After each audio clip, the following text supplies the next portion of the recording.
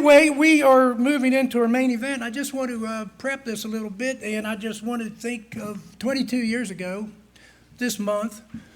I'd like to ask you, what were you doing September 11th, 2001? Do you remember? Because I vividly remember. I thought my life was being turned upside down. I was at Northern High School, and when we got word of what was going on, we turned on all the TVs. And we're watching this live, and at this time, parents are flying into Northern High School, bringing their children to safety. Where were they going to go? I don't know. Maybe they had a cave. I don't know what they were doing, but they sure were excited, and they were very distraught. And it was a very interesting day. Even as far as we are 5 hours from New York City, we still felt what that was and how it made us feel as far as our safety and our country and which way we were heading and what we were going to do. And little did I know that the Lord was going to bring somebody here to this church that was going to tell us exactly how it felt and what went on, and exactly what is probably a blessing for us through this. Now up here, above my head, that is not a doctored picture. I think that's exactly what Stanley saw. And he sheltered under a desk very similar to that. That's not your desk, correct? That is your desk? I stand corrected. I wasn't there. Stanley's desk. That's from CNN. They had a security camera, and they took that picture right before impact. That jet is heading towards that wall at 460 miles an hour. Where would you go in that instant? Where would you go? What would your choices be? What would you say? What would you think? Who would you pray to? I hope it's our Jesus. But these are the things you're going to hear about this morning that are going to really grab you. They're going to grip you this morning, because the story, I've heard it twice now. Stanley doesn't remember telling me that story the first time he was here, because he had I'm going to use the word brain fog. He was in a fog for probably 4 years because he was so very disturbed. But I'm thinking that September 11th, that very worst day of his life, would make your worst day look like a walking Mayberry. And he's here this morning to show us and tell us and give you the feeling of what that was like and how blessed we are to live where we do at the time we do. So Stanley, would you come forward, please? I'd like to pray for you.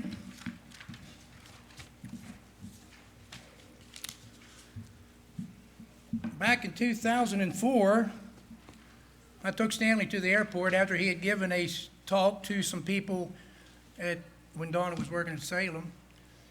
And we rode in the same vehicle for 2 hours, and he don't remember me. Now, I'm asking you, could you forget me in 2 hours? That's how distraught he was. Let's pray with Stanley. Dear Lord, we thank you so much for this opportunity to have Stanley with us. It is a blessing that we will probably never forget when this is over, and it will probably change some lives this morning. That's what I'm praying for. And it couldn't come from a more Christian, loving of Jesus person than Stanley Praimnath, and I thank you for that. In your holy name we pray. Amen. Amen. Yes. Praise the Lord. The psalmist says, I'll bless the Lord at all times. His praise shall continually be in my mouth. My soul shall make her boast in the Lord, and the humble shall hear thereof and be glad. O magnify the Lord with me. Let us exalt his name together. I sought the Lord, and he heard me and delivered me from all my fears. Well, it's an honor and a privilege for me to be here this morning. Upon invitation, I've been traveling around the country and telling God's deliverance message and the good word. I want to thank Donna and her wonderful husband, even though I didn't remember them some 20 years ago, for inviting me here. And the first thing my wife told me, she says, I love these little country churches. In New York City, you see giant concrete building all over the place.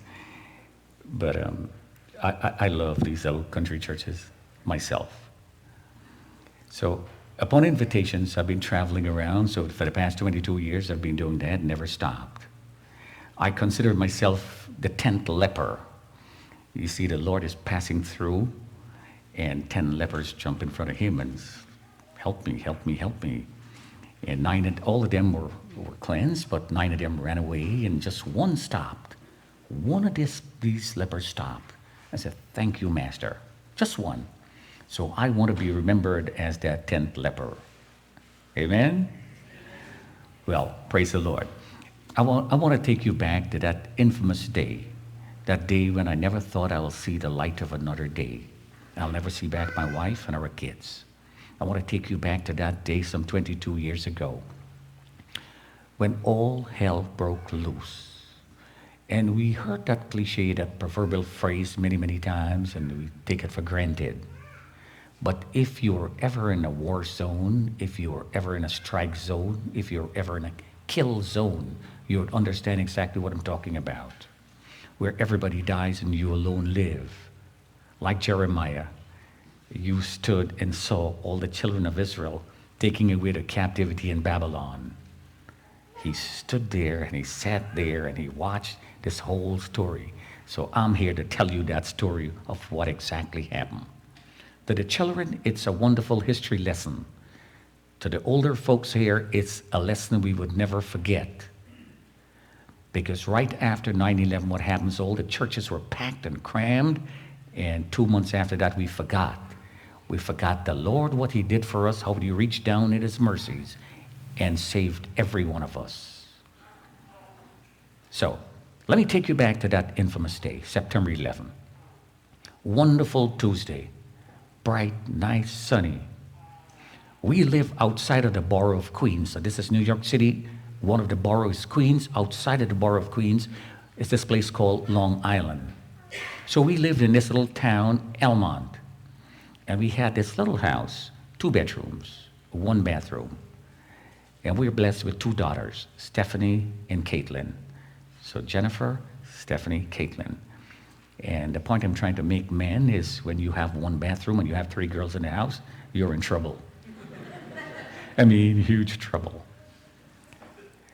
So I'm taking a shower and she is fixing her hair and she is telling me, you know, I'm having a bad hair day. And I'm like, what is a bad hair day? After 34 years of marriage, I'm trying to figure out what a bad hair day is. And I'm saying that same prayer that I carried for many, many years in my heart, and she would never know. So I'm in the shower, she's fixing her hair. Lord, cover me and all my loved ones under your precious blood. Take us to work, bring us back home in peace and safety. That's all I'm saying. And for whatever reason, I'm saying that prayer over and over. And I'm done, I'm telling her, well, I'm gonna wear that shoe that I bought. I'm gonna wear my khakis and I'm gonna wear a white shirt and go to work today. And she says, that is an ugly pair of shoes, Stan. See, I'm not a shopper. We go to shop, I sit on the bench outside, and she goes in and shop, I hold the bags, and when we're done, we go to eat, and that's the best part of my shopping. So she is telling me, Stan, for $110, I could have gotten you a florist job, a Clark, a Bostonian. Then she goes on, and I don't even know the names of it. Everything that I have here is what she bought for me. I don't buy anything. And some of you guys would understand that. So, from Elmont, where we live, you have to drive to the borough of Queens, and then wherever you would find a parking, which is like fighting for a parking spot, you would park up there and then take the train, the A train. So the trains are with letters, A, B, C, D. So I had to take the A train to go to Lower Manhattan. With traffic and all, on the Belt Parkway, gosh, you thought traffic was terrible here on a rainy day? A distance of, let's say, 15 miles would probably take you 45 minutes to an hour sometimes. That's the kind of traffic I'm talking about. So on some days, it would take me 2.5 hours just to leave home to get to work. It's an approximation of sometimes 5 hours per day, not every single day, depending on traffic. So, pick up my little old car when I drove from Queens, from Elmont, Long Island, and went to the borough of Queens. And took the A train, and I went to Lower Manhattan. Got out of the train, walked all the way through the tunnel, and I stopped at the same bagel store. For 13 years working in that building, I had the same thing for breakfast every single day, a toasted raisin bagel and a cup of coffee. And I heard what you were saying. Yeah, right. It's true. But before we get further, let me tell you who I am behind the scene, which I forgot to tell you first. I work for this bank they call Fuji Bank Limited, a large Japanese bank. By net assets, they were the number 3 financial institution in the world, and half of the world never heard about these people. And I worked there as an assistant vice president in their loans department. So I worked on the 81st floor of the second tower, 2 World Trade Center. And that picture you see there, that's my desk. If you look, you'll see an old typewriter and a big old monitor and all those stuff. That's where I worked. Let me shift the seat and tell you something else. If I was to sit on my desk and turn to an angle to my right, I would have seen part of the Brooklyn Bridge. If I swiveled the chair behind me looking towards glass panes, I would have seen the Statue of Liberty. And if I was to swivel to my right, that would have been the Hudson overlooking Jersey City. Spectacular view. A little angle like towards there, wherever that is towards Midtown Manhattan, and you would see part of the North Tower. So come back to where we are. I got out of the train, stopped in a bagel store. As soon as the lady looks at me, she says, "Raisin bagel, cup of coffee, right?" "Yeah, $1.25. So paper bag in one hand, briefcase in the next. Walk there, pushes the button, and less than 45 seconds, you're zoomed up to the sky lobby of the World Trade Center. Zoom, and you've gone up. When we became tenants in that building in 1989, when we became tenants, we had occupied the 4 floors, 79, 80, 81, 82. When you were zoomed up, you can feel your ears pop, like when a plane is taking off. After a while, it was normal. So less than 45 seconds, I'm up in the sky lobby. Got there, walk across the hallway, pushes the local elevator button, and I'm up now to the 81st floor. So I'm on the north side, like towards the end of the building. So I walk all the way down the hallway to the end, the south end of the building, and I walked in. Huge office, a glass enclosed office. Other folks shared the office with me. So as I got there, the phone rang. My mother is on the phone. "Are you okay?" "Yeah." My brothers, Steve, Paul, Bill, "Are you okay? Are you okay? Are you okay?" "Yeah." I'm saying to myself, it's not even 9 o'clock. There's a lot of love here, you know? A young lady is making copies at a copier. She looks at me and says, "Stan, how you doing?" I says, "I'm special, thank you." You see, our pastor used to tell us, in New York City, people are so busy that if they bump into you and they ask you how you're doing, and you said whatever they ask you, before you answer, they're gone. But if you tell them you're special, they would turn back and give you a look. And some of them would be bold enough and says, "What makes you special?" And you would tell them you're a child of God. And he said, "You just witnessed to somebody. You just blessed their hearts." So I took that to work with me. See, I work with a bunch of folks who were Buddhists, Shintos, Bushidos, and a handful of Catholics, who does not understand the saving grace of God, like you guys do, like we all do. Not that the Catholics don't get me wrong. But I took my Bible to work. My Bible was always on top of my desk. I took my religion seriously. Today I serve in our church, Bethel Assemblies of God, as an associate pastor, also the administrative pastor. And when your father-in-law is your lead pastor, you're in trouble. You're the guy who, "Stan, there's no water. Stan, there's gum on the floor.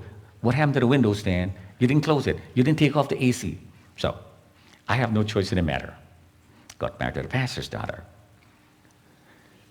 So my mother called, the boys called. Nobody told me what was happening, but I was in the elevator going up when the first building was hit. The building is soundproof. I did not hear anything. Had I known or thought that the building was hit, the first building, which was way on top, I would not have been there. I would have gotten out. So we were in the middle of a consolidation / a merger with two other larger Japanese banks, IBJ, Industrial Bank of Japan, DKB, Daiichi Kangyo Bank. With Fuji, they became today what they call Mitsuho Corporate Bank. Huge, huge. They probably have probably close to 100,000 employees. These are large banks worldwide. So anyway, because of that merger / consolidation, I had two desks. This is where the phone was, and this is where I'm going to be seated, like maybe 6 to 8 feet apart.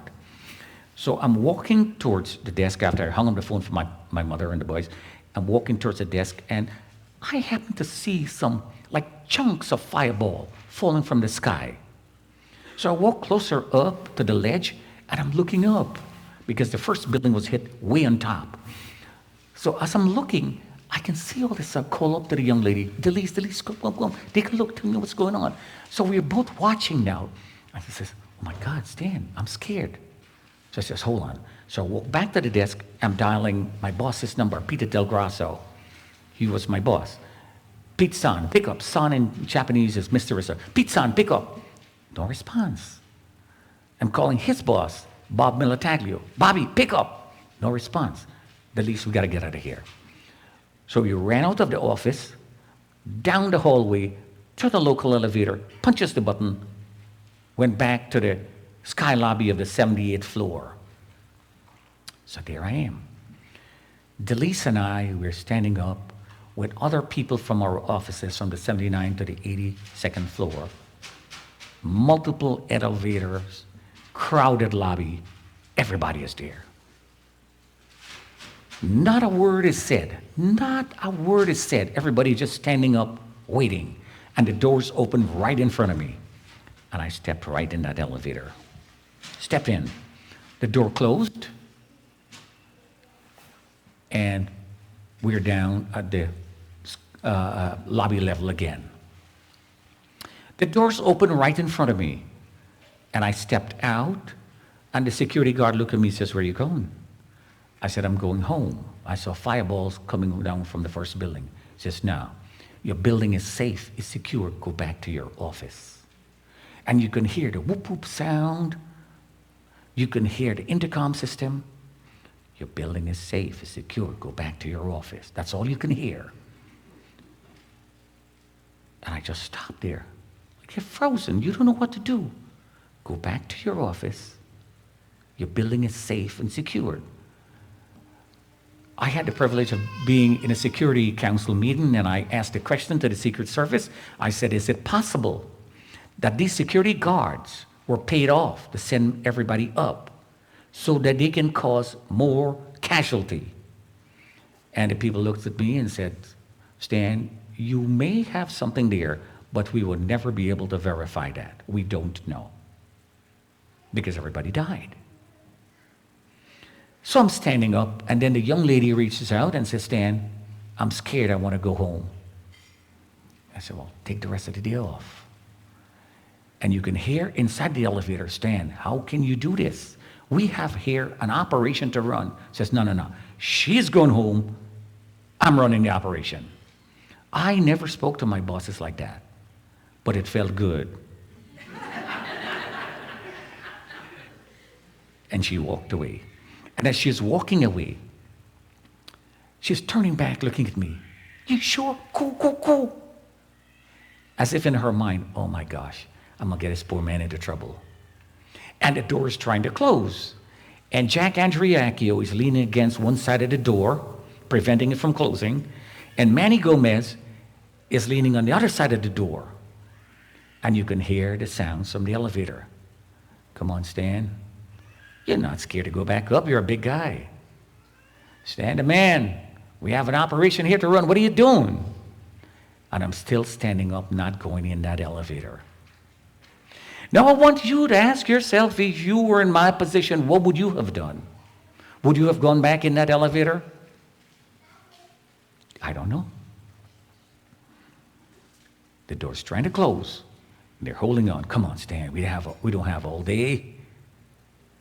And half-heartedly, I start to go back into that elevator. But within those brief moments, I'm reliving 1993, February 26th, when the truck bombed that place.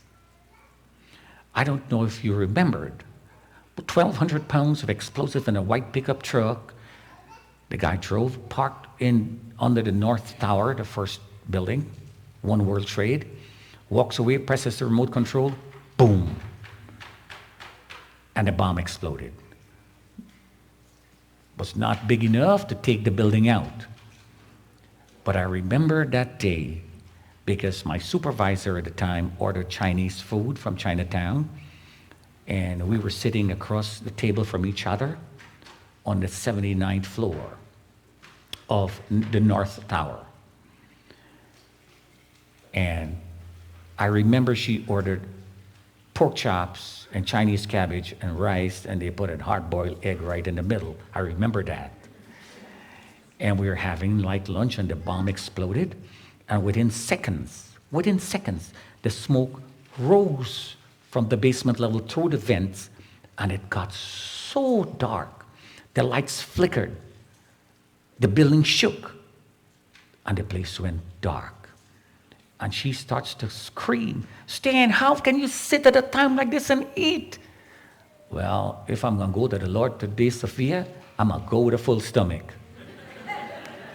And I cleaned that pork chop, Pastor. I cleaned it.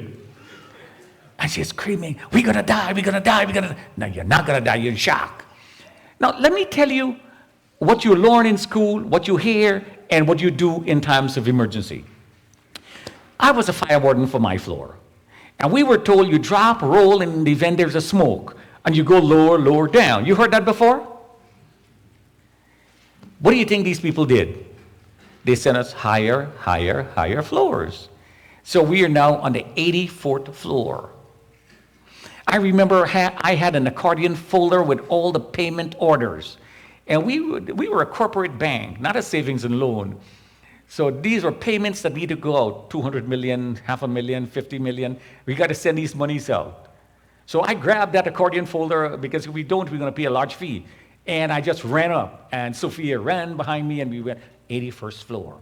I remember this lady and her daughter worked for the company. "Ma, we're going to die. Let's break the window." "No, you're not going to die," one of the guys shouted. "Leave the window. You break the window, it's going to cause more fire and oxygen. Just stay put."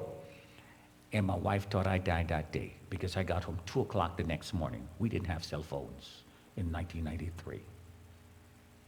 So I relived that entire episode within a brief couple of seconds, and I stepped in that elevator, and the door closed. The lease is not there now.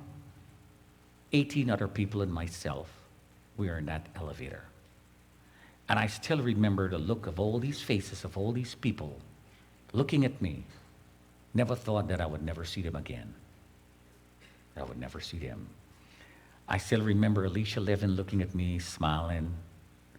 I still remember Kawauchi had his sweater tucked in his khakis, and I pulled it out and said, "Come on, man, it's a warm day." And I still remember that chuckle, and all of them says, "Only Stan can do something like that." You see, because these guys in the elevator are more my friends than my bosses.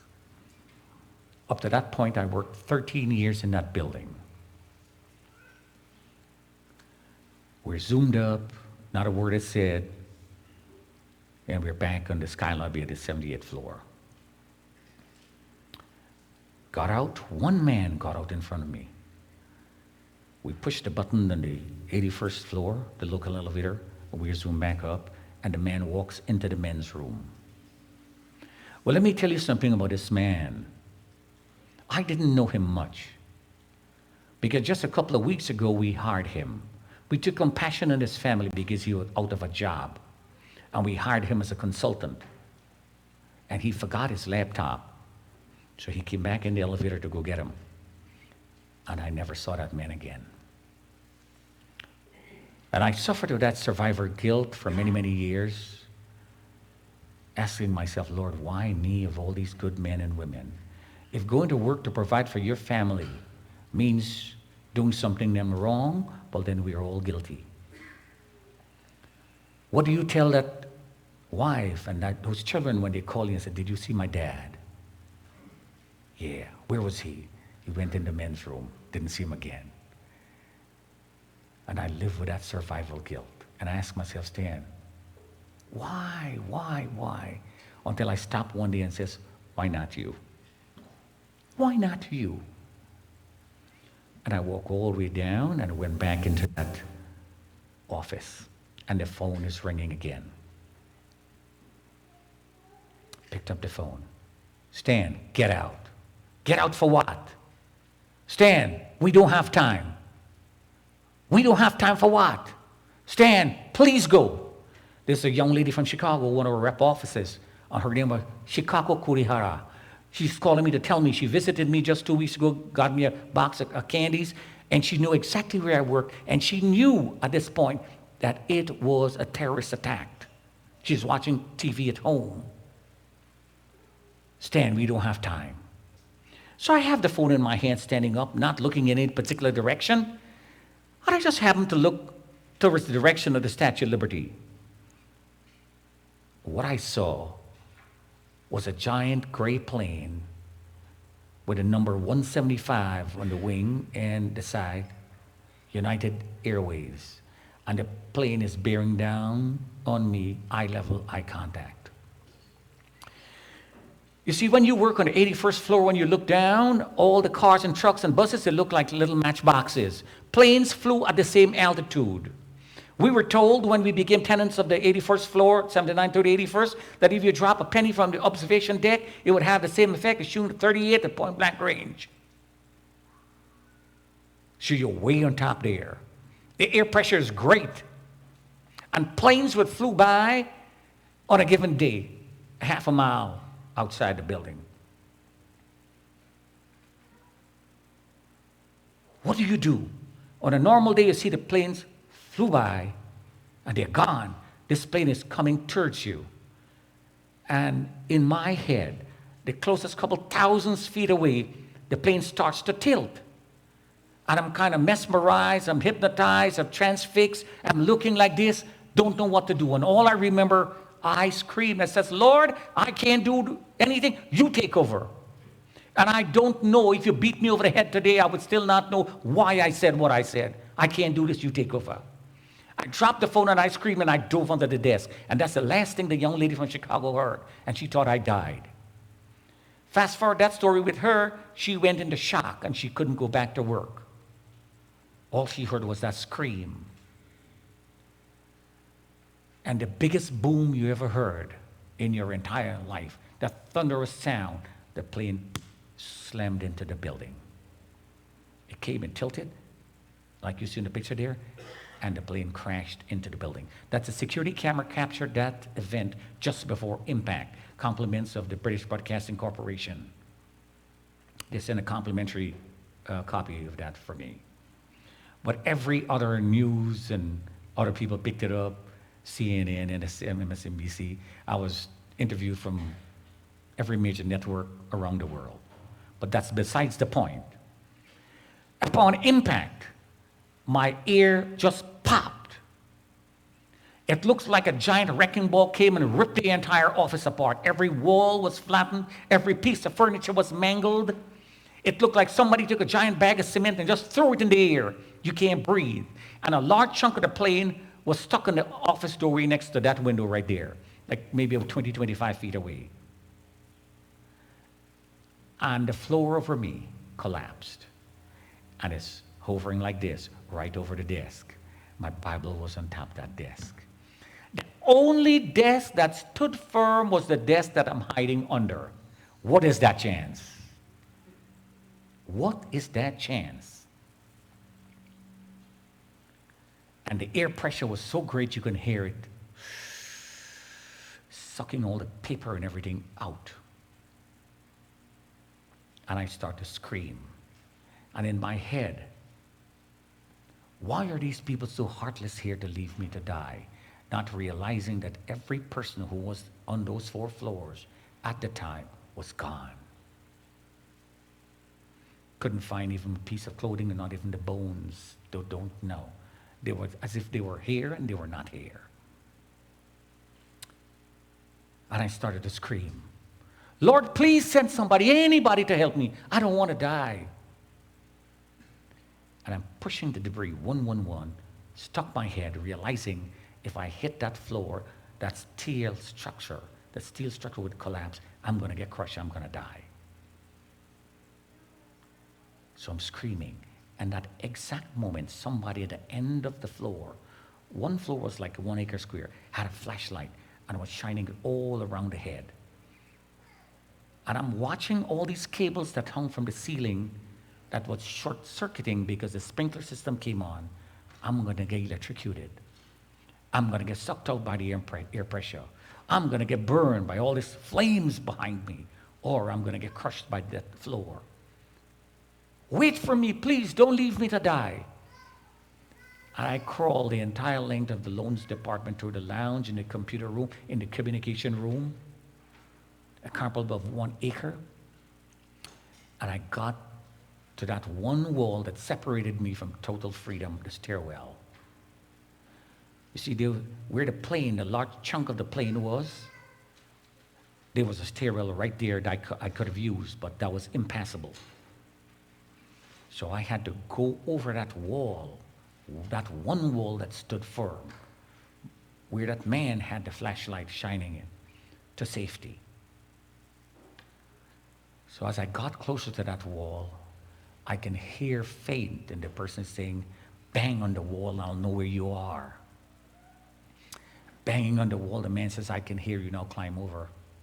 10 feet sheetrock wall, hollow ceiling. Part of the hanging loose sheetrock was there. I can't do it. By this point, by this time, I had a leg wound that I took on my shirt, make a makeshift bandage. I was cut up, I was bruised, I was black and blue, I was swollen. I don't understand. So I jumped the first time to grab on, missed, and part of the hanging loose sheetrock just caved in. And trying to prevent it from hitting my face, I raised up my hand, and a black sheetrock screw went right through here and got stuck on the other end. So when I winced, the man said, what happened? I said, a nail went in my palm, bite it out and try again. I can't do it. Think about your family or you will die. I'll catch you on the other side. I can't do it. Is it attached to a piece of wood? Yes. Hit the wood and the nail is going to come out. I took the second option, hit the wood and the nail came out, and the hand just ballooned. And I started crying out to this invisible God that I've heard so much about. All your life, all you did was to go to church and you did the right thing. And now you're in trouble and you're asking, where is this God? Well, I'm asking myself that same question. Lord, why did you bring me all the way here to leave me? If you wanted me to die, why did I die right there? What's going to befall my dear wife and our children? What happens to all the bills that we have? Who's going to walk Stephanie and Caitlin down the aisle when they get married? I don't want to die, Lord.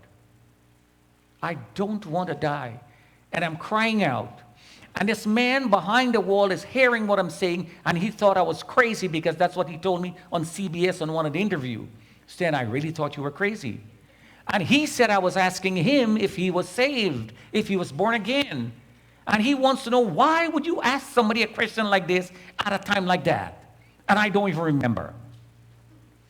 But all I can hear in my head, Pastor Jim is preaching his heart out. And this is what he's saying. I can do all things through Christ who strengthens me. That is all I can hear in my head.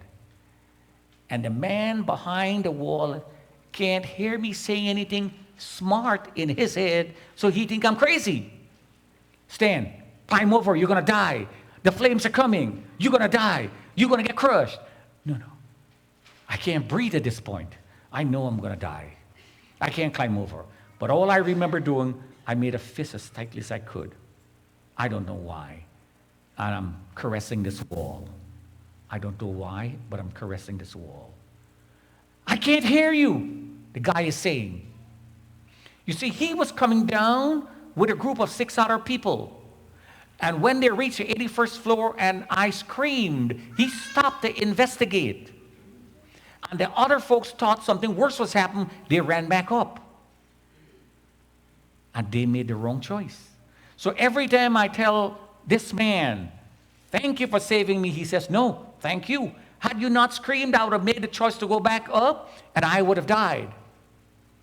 But let me pause here and tell you what happened in 1993, and you understand where I'm getting with this.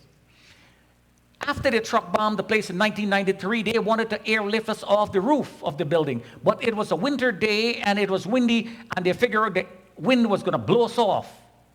So the nails shut the door after that date, and they never told anybody. I was a fire warden for my floor. I was never told. You can quote me on that. So chances are these people on 9/11 tried to make their way back up to the roof, realizing the door was nailed shut. They didn't have time to make it back down. See what's happening behind the scene? So here is Brian behind the desk, behind the wall that is, and there's Stanley with his hand like a fist, and I'm saying to myself, I'm going to bust you down. And all I remember doing, I made that fist as tightly as I could, and I did like this. And the fist passed right through that sheetrock wall. What is that chance? Let me tell you a little secret behind the scene. I dabbled around White Tiger Kung Fu and Kempo for a little while, but I still can't break a piece of wood. Don't know how to do it. But a fist passed through the wall. The man grabbed my fist. He said, I see your hand. I said, when you see my head, yank my body through. Bam, bam, bam. I'm punching like crazy, punching for your life, basically. The hole got bigger. I struck my head, and the man gave me a headlock. One fluid motion. The lock was around the neck and under the arm. He had to have some long arms. He grabbed like this, and I squirmed, and he pulled, and I flew on the other side. Knock him off his feet because he was standing on a big heap of debris. And we rolled down 10 flights of stairs, and we landed on the 88th floor. And when I landed on the 80th floor, I was on top of this man. And I don't know how to thank this man who just saved my life. I gave him a kiss on the cheek, and he says, what are you doing? So he got up, fixed his jacket and his tie, and like a robot, he says, Brian Clark. Just that. And I said, Stanley Praimnath. And this guy did an act of kindness that I've never experienced in all my life. He took his left index finger, and in a time where the AIDS virus was very prevalent, and you don't want to touch people who are bleeding and blood and all that good stuff, he took his left index finger, and he was gently rubbing my hand. And this guy stared me in the eyes, and he said something that I'll go to the grave remembering. He said, all my life, I live as an only child. I was born and raised in Canada. I always wanted a brother, and I find that man today.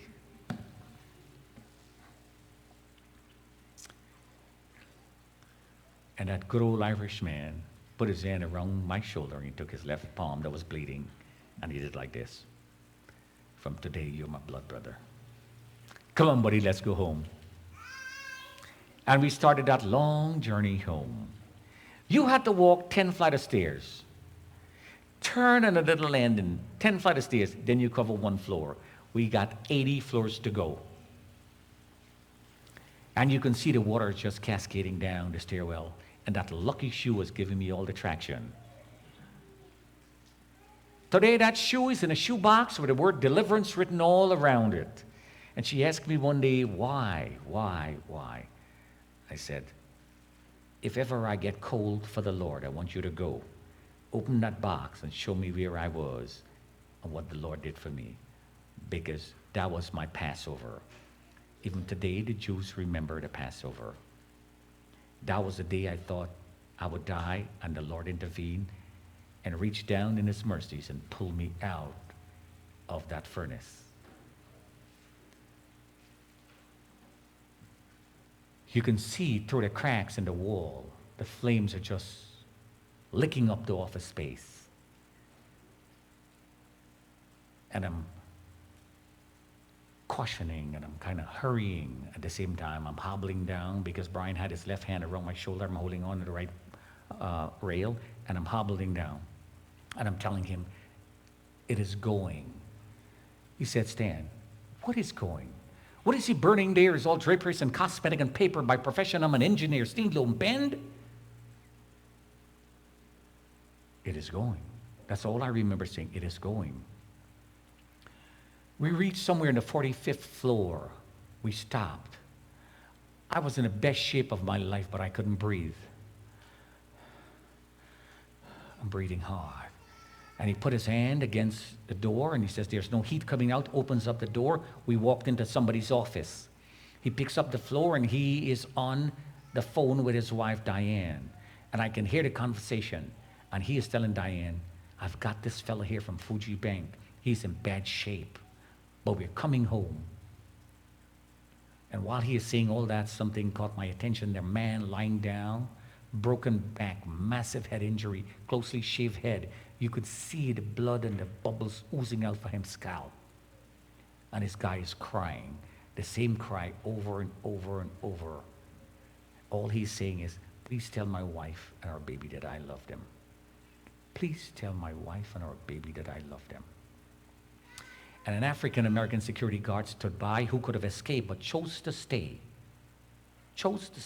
and guarded this man with his life. You see, on that day, we were not just covered by the blood, we were covered by the same ash. So we all looked the same.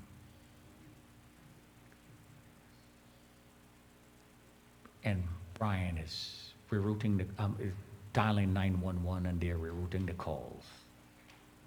And I pick up the phone, and I'm calling for Jenny. And she had worked over the Brooklyn Bridge because of security reasons. I never visited her. But I called the number, and her supervisor, Louise, picked up the phone.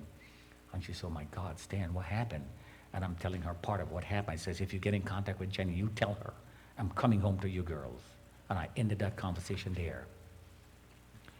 So we're calling 911, they're rerouting the calls, there's nothing we can do, and the security guard says, please don't touch that man. Touching him would cause him more serious injury. Go and get help, send him up. And we continue hobbling down the stairwell. We passed one man in the stairwell, Jose, and Brian introduced him to me. He had a walkie-talkie, somebody called, and he was going to help them. Because nobody thought that people were trapped from the strike zone upwards. Because when the first building was hit, nobody went in the building. They were outside. So we made our way down, and when we got there, the only people we saw were the firefighters and the cops and the EMS workers. Only the men and women in uniform. And these good men and women, the people who I used to look at over the years and said, oh, they're just doing their job. These good guys. They were sacrificing their life to run back up to see who were up there trapped and sending us to safety. Run, run, run, run to liberty. Go, do not look up, do not look back, just continue going. And they were running up that stairs, and you can hear the scream, and we had a choice of stopping and investigating and dying, and the people are sending us to safety, and they're taking the hit. These men and women in uniform, amazing people. Amazing, amazing people. I don't know which way to go, but I had a business card in my pocket, somewhere or the other. I give Brian, I said, this is my business card. He still keeps it on to today. And I said, I'm going to Trinity Church. I don't know why. He says, I'm coming with you. And we were running helter-skelter. And 4 blocks away, they are taped around, and you can hear the cheers. Go, go, go, go. And all the falling debris is coming down. You're jumping over, and not one piece of broken glass or fallen debris touched us. What is that chance? We're running. And all I remember, I bumped into this guy. The guy was standing up like this, watching this spectacle like a scene from a horror movie. I recognized him as a priest because he had a collar on, and all I remember saying, he said, this man lost his mind. This man needs the hospital. And Brian later told me they prayed for me. That part I don't remember. But what I remember, Brian told me in one of the interviews, I think it was in CNN, Brian said, and you were babbling in a language I don't know. And I said, I'm not bilingual. But that's what he said. And the next thing I know, I'm holding on with Brian on the fence like this on the Trinity Church. The World Trade Center, Trinity Church, we're behind the church. And I looked at the building, for the last time, and I said, it is going. And he said, Stan, you're still in shock. Snap out. And he stopped what he was saying because the building starts to sway. It's swaying. It was built to sway 2 feet on one side and 2 on the other. So it's going like this. I'm like, God, it's going to tilt over. No. And you kind of sway with the building. And it's going, oh, God, it's going to tilt over again. No. And then you start feeling the ground like it's shaking, like a little tremor. And the building starts to shake. And you can hear the creaky sound it's making, like it's steel and zinc and metal is creaking and bending. And the next thing I know, standing up there all hypnotized and mesmerized, the building, boom, boom, boom, boom, starts to implode. And all the people who were roped around our floor 4 or 5 blocks, they were screaming, cursing, swearing. The women were taking off the high heels, throwing it, and they were running to safety. When the building imploded, it created a vacuum. So all the people from the cross street and all the smoke that was in the air, it started to drag it towards the core of the building. So all the people were wrapped around in this giant tsunami of smoke. Oh my God, what is happening? It looks like the end of the world, if I can describe it that way. And Brian and I got separated from each other. Brian in my heart at that moment was my guardian angel, and he brought me out of Sodom and Gomorrah, and the Lord rained fire. And this man is no longer there to help me. My guardian angel is gone. And I'm screaming, Brian, and I can hear Stanley, and I can't see this man. And the first time in my life, I got angry. Angry to a point that if you had put me in an F-35 today, the map would have looked different. I got angry. And I always told myself, me personally here, I can do a lot of collateral damage. I don't want to get to that point, but I was angry. In my heart, they're bombing the financial district, and I got to go save Jenny. She worked over the Brooklyn Bridge. They did the software update for the stock exchange. So they were not in Wall Street area. And because of security reasons, I'd never visited her going through 2-3 steps of metal detector. I didn't, but I know where she worked. Well, I know the address, not the actual building. And I'm looking around for something, I don't know what I'm looking for, and I saw a man driving a white 4x4 pickup truck, and I ran alongside, yanked the door open and says, drive. One word from you, you're dead. And the guy looked at me, he's scared. He reached on top of the dashboard, picked up a white box of cigarette and says, here, man, take a cigarette. I says, nah, I had enough smoke for one day. And he smiled, and he looked at me, he says, where? Brooklyn Bridge, drive. Now, anybody looked at me covered in blood and looked at me, my sister-in-law told me I looked like a terrorist. So he was scared. My undershirt looked like it came from a shredder. I lost my shirt, and the pants stood intact. Lucky she was there. And he reached the ramp of the Brooklyn Bridge. I just opened the door, thank you, and I'm gone. I'm pushing everybody in front of me. Get out of my way, please, please, please, please. And I'm running helter-skelter on top of the Brooklyn Bridge. 40,000 people on top of the Brooklyn Bridge. 60,000 people worked at the Trade Center. Over a 16 acres coverage there. I bumped into this big guy, and I'm saying to myself, well, now Stan, you crossed the line. This is it for you. But the guy turned around, looked at me, and took compassion. The guy says, what happened to you? I said, I just got off the building. And this is what the man said. My name is Albert de Leon. I'm a senior counsel for a French bank. You ask me for anything. I said, show me where 2 Metro Tech Center is. He says, I live right behind that building. What is that chance? One man you bump into, 40,000 people, he knows exactly where you got to go. God is sending people my way all day to help me. I always say I don't understand why Sarah prayed for 25 years and then the promised child came. I don't know why Hannah is crying out for a man-child and she is praying, crying, and Stanley called and help is there. I don't understand. One call. But God is sending my people all day here to help me. I sat down on top of the bridge and he says, what happened? I says, I'm not going. He said, why are you not going? I said, because they hot-wired the bridge and everybody's going to die. Now he looks at me if I'm crazy. I'm a logical-minded person. So the guy says, I want you to listen well. I was in Vietnam. He said, tell me that sound that you're hearing. He thought I was crazy. What are the sounds? I said, that is Uncle Sam taking care of business. You can hear the F-16 hovering over Lower Manhattan. I'm like, come on now, we got to go. And we got up and start to run. I'm hobbling and we're running, and we reached the ramp of the building where my wife works. Walk in there, and the security guard says, oh, no, you're not coming in here. He looked at me and thought I was a bad guy. I was bad that day. Albert stood up, and he had his back against mine, and the security guards, they're closing in on us, and I took a karate stand. I mean, I was bad. And in the corner of my eyes, Albert is making so much noise that the lady on the reception desk heard that we were looking for Jennifer in the legal department. And in the corner of my eyes, I saw this guy running, coming towards us. And as he came, he says, what are you guys doing? Stan is a good guy. Back away. That was her boss, Greg, senior counselor for their company.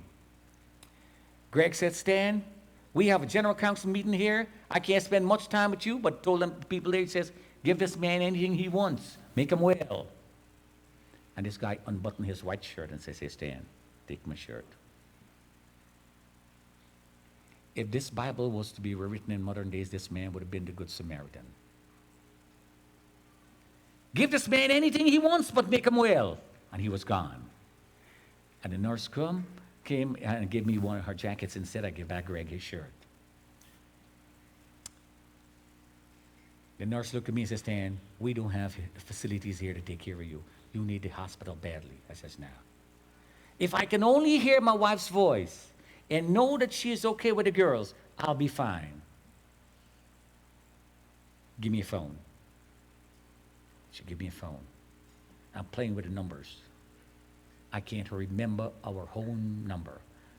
I can't remember her cell phone number. I can't. For the love of God, I lost it. And I'm playing with the number pops in my head. And here's Jenny on the other line. Who is this? What are you doing this for? She really thought I was gone. No, the Lord took care of me. I'm coming home to you guys. And I hung up that phone. See, that morning she was going to work. She went in the building. The first building is on flames, the World Trade Center, when she went in the office. And as they're watching, the second plane hit the second building. And knowing the area about the vicinity of the building where I worked, she thought in her heart I was a goner, especially when the building imploded. So in her heart, I was dead. When you hear those words, Ben, who is this? And this is your wife. You will never be the same again. And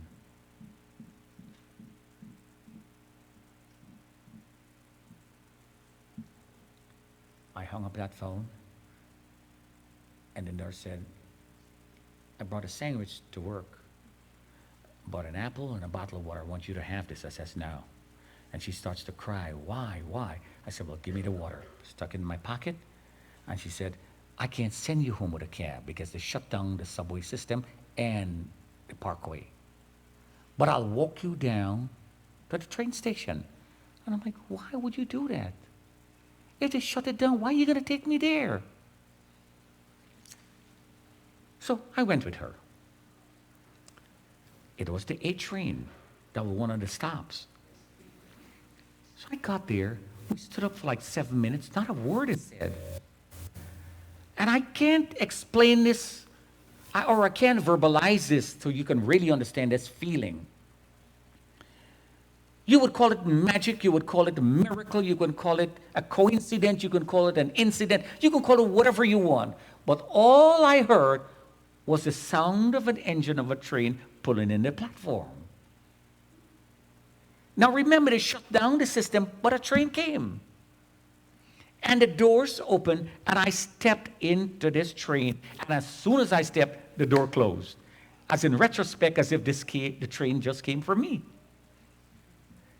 This got to be something of God. Only an amazing God would do something like that out of love.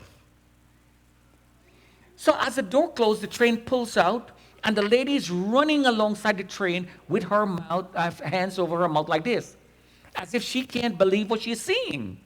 I couldn't believe it either. And like I always say, it looks like a scene from the book Goodbye Is Not Forever, where the husband is banished to the salt mines of the tundra, the wife got the baby clung to her side, and is running alongside as the train pulls away. And that's that scene from the book. And I'm gone. I felt as if I was a conductor. I was scared to go sit down. The bad guys can come in again. So every time the doors open up, I'm looking on both sides. Nobody's coming in, nobody's coming out. Me alone in that train. And the train reached the stop that I'm going, and I got out. Came down. When I came down, a man recognized me. I don't know the man, or I used to know him, but I couldn't figure out who this guy is. And the guy went and got some Chinese food. And as soon as he looked at me, he said, "Oh my God, Stan, what happened?" I don't know the man. He says, "Here, I want to buy lunch. Have my lunch." No, I'm okay. Every step of the way that day, God was sending somebody to help me. I went to where I parked, and then I realized I'm swollen, I can't put on the seat belt. And I'm saying to myself, well, today I'm going to have a ticket.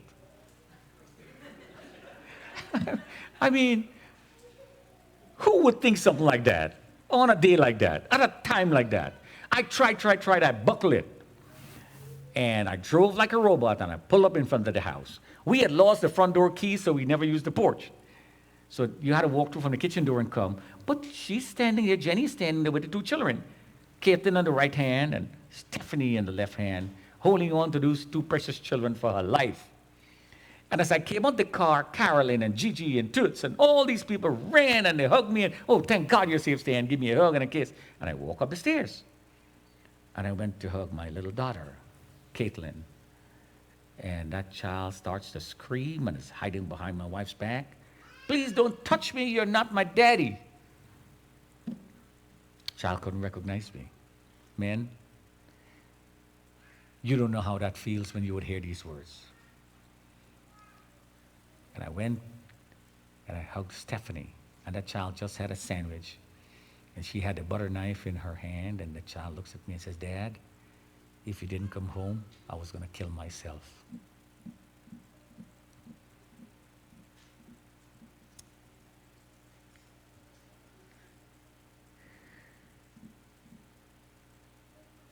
When I heard those words, I lost it.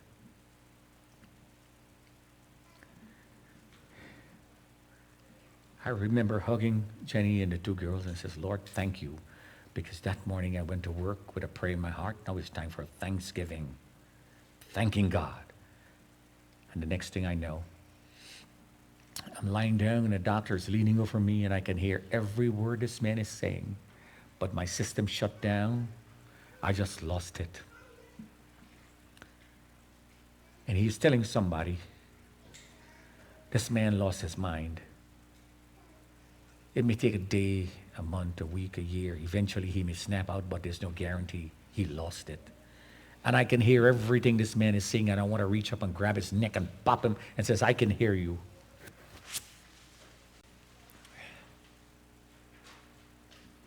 But I couldn't speak. My system just shut down and I lost my memory, my speaking vocabulary and everything. The doctor said he gave me something to knock me out. But my adrenaline was pumping so much it was overriding medication and I couldn't sleep. And I don't know what day, I don't know what month, I don't know what week. All I remember, I'm lying down on a couch. I'm scared to go back to sleep in our room because this strange woman and two children are in the house. My wife gets to know that I'm in the room here with somebody else. I'm in trouble, so I'm not going in to sleep.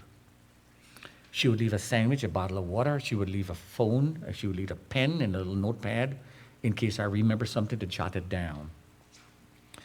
And I don't know what day it was. All I remember, I'm watching the news, CNN. It's over and over and over they're showing. And the newscaster is saying 911 is an emergency number. She's saying September is spelled with 9 letters. And all these things, she's going on and on. And all I remember is now I said, Jan, can you bring me my Bible? Because in my head, all I can hear is Pastor Jim preaching again. And he's saying, all the answers to life is in the Bible. That's what he's saying. And that's all I can hear. So she brought the Bible, and I had a King James version of the Bible with a zipper around, and she's standing up like this, stretching. And I'm like, why is she stretching? Why is she coming closer? And I'm looking frantically for 911 in the Bible. So I'm turning, all the pages are loose, and they're falling apart, basically. It's a very old Bible. Turning.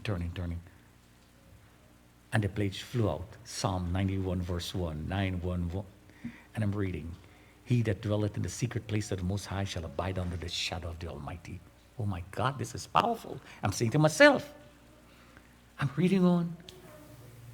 1,000 shall fall in the right hand, and no harm shall come unto thee. Oh my gosh. And he shall call upon me, I will hear, will answer. I will be with him in time of trouble. Woo-wee, this is good. I'm reading on again. With long life shall I satisfy him and show him my salvation. And I snapped out. I was able to recognize people and faces and places and everything else. I'm fine. And because of the grace of God, I live. Had it not been for that divine grace, I would have died. But the story gets even better than that. The insurance gave me 10 free sessions of counseling, and I went for counseling one day. The first day I went was a Jewish woman, the counselor, and she says, tell me why you're here. You can lie down, you can sit down, you can stand up, you can do whatever you want, just make yourself comfortable. And by the time I finished telling her what I came there for, she was in tears. I'm like, what kind of quack is this? You know, she's supposed to be the strong one, and she crying. But hear what? By the time we were done, she accepted the Lord. And I knew in my spirit since then that I was called to tell the good news. So when you go out, my friends, and you tell that good news, you don't know, it may fall on stony ground or fertile ground, and you may save somebody. So going out witnessing is good. When the pastor tells you that, remember that. So now, every church, every school, every colleges, every government office wanted an interview. Every television, I'm being interviewed, they're burning me out. And I'm traveling every week. I remember one day we went shopping and we walk in the Roosevelt Field Shopping Mall. A guy walks out, a big guy, walks up to me and says, hey, Brother Stanley, how you doing? I said, I'm doing well. And she says, he's well done. I said, well done. You know, when we went home, she told me that, well, the guy said, you bless my heart every single night. I said, I bless your heart every night. How come? He said, you did an infomercial, God will make a way. And every morning, you know, I'm getting up to go to work, I would watch that. And Don Moyne is playing the piano in the background, the keyboard, and he's saying, God will make a way. You know that song. And he said, that blesses my heart. You're sharing a testimony. So I went home and I asked her, I says, explain, well done. She says, well, you know, the 3 Hebrew boys were in the fiery furnace and they come out unscratched, unharmed. You came out well done. Well, I know I'm not medium rare. I know that. So, all is going well, and I'm fast forwarding tape to tell you exactly what is happening to current. So I'm working, going back to work, 2006. I left the company and I decided to work someplace else because it was a constant reminder of where I was. So I left the company and I ended up working for another Japanese bank eventually until I retired on the 12th of May of this year. I think I had enough of one lifetime. But the story gets even better. The COVID came, and when the COVID came, I couldn't work because I was sick like a dog. I mean, literally sick. Couldn't get out of bed. 26 pounds in 1 month. I got up, lost the weight, never gained it back. And I told her, I said, you were supposed to make a call. She says, what do you mean? I said, you were supposed to call the GQ magazine to tell them I want to model their clothes. But I came down with pneumonia in both lungs, and it left scar tissues in both lungs. And in my visit back and forth to the doctor, I remember the doctor says, hold on, I'm coming back. And he brought another doctor with him, and I never saw the man before, and the doctor says, I'm an oncologist, Dr. Donnelly. But the guy looks at me and he says, but I know you. And in my mind, so you know me, so what's the big deal? Tell me what's going on. Why would you bring an oncologist here to tell me something? The guy said, my wife is a pastor, and I've seen you before. I know what you stand on, and whatever I have to tell you, you take in good spirit. I said, lay it on me, doc. He says, you got leukemia. Like, how many times do you kill one man? So I came home, and she asked me what happened. I said, I got leukemia. And she said, what do I do now? What do we do?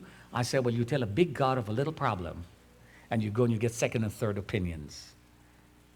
So I went to Sloan Kettering, and they told me the same thing, actually.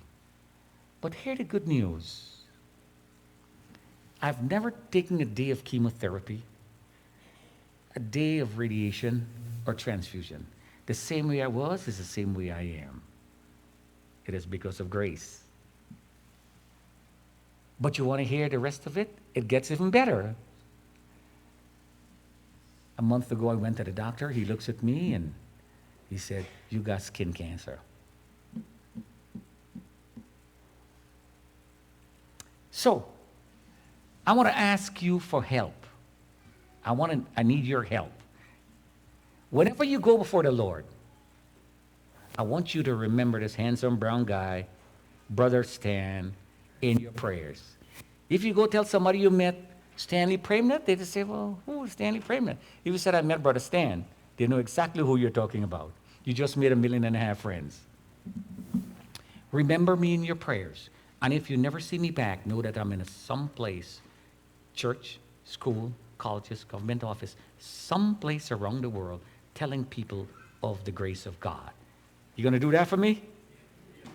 I need that. I need that. So, Jeremiah said, the harvest has passed, summer has ended, and we are not saved. If in your heart you need that prayer, Pastor is right here, and he's going to come in a second, and he's going to do what the pastor does to the house.